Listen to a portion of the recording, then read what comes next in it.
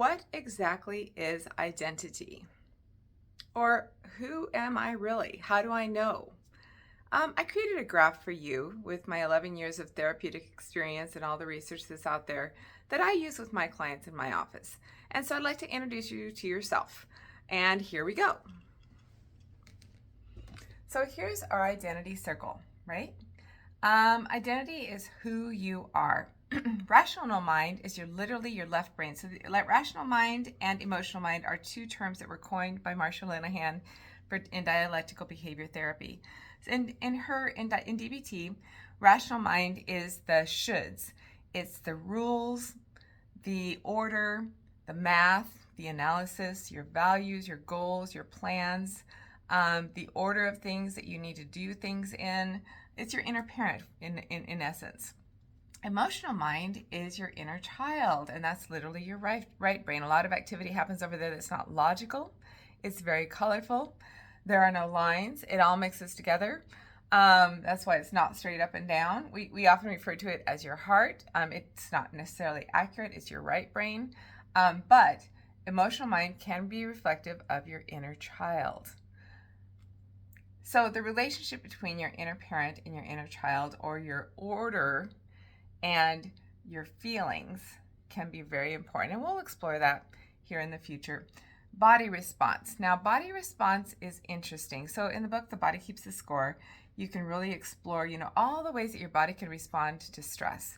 Stomach aches, increase in heart rate, migraines, all sorts of things can happen. But these are things that you actually feel. That's why I put a little mat here. You can actually feel it. Your body's telling you something.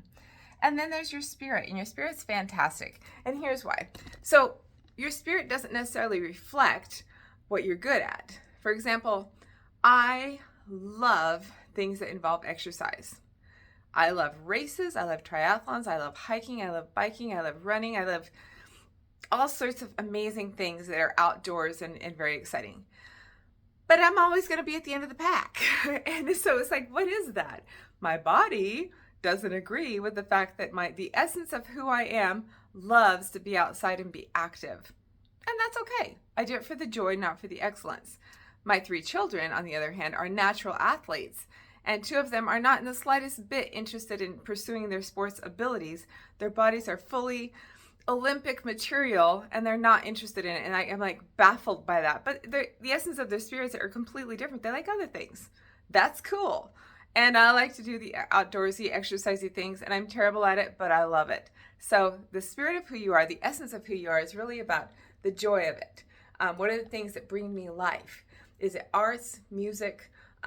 Is it being outside? Is it ornithology? Is it learning more about Egyptians? It's like, it doesn't matter, but it's yours. That's something that is true to you that nobody may understand.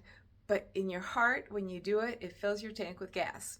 And so you are full, and you have lots more energy to be able to handle the rest of the things. So here's the deal. If your spirit gets very small, you're struggling in here. Your spirit is extremely sensitive to what is happening inside of you. And if your spirit is very enlarged and you have lots of room and lots of space and lots of time you're giving to those things that fill your spirit, you're probably going to be doing better on the inside. And so today I kind of want you to be thinking about that spiritual element to who you are. That piece of, am I participating in the activities that bring me life? It doesn't have to make sense. It just does. And that's something that you've learned about yourself because your body responds to it. You feel better emotionally. You're able to think more clearly. It's wonderful.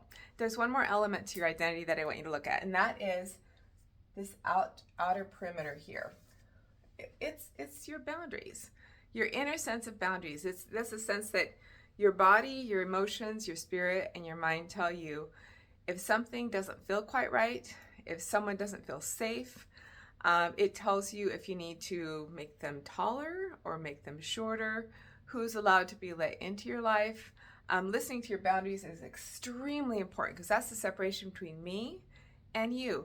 And we're not supposed to be melded together. We're supposed to be together, but we're not supposed to be the same person. So you get to be a separate person. And that means that if your boundaries are not in place, nothing inside is safe. Nothing inside is safe.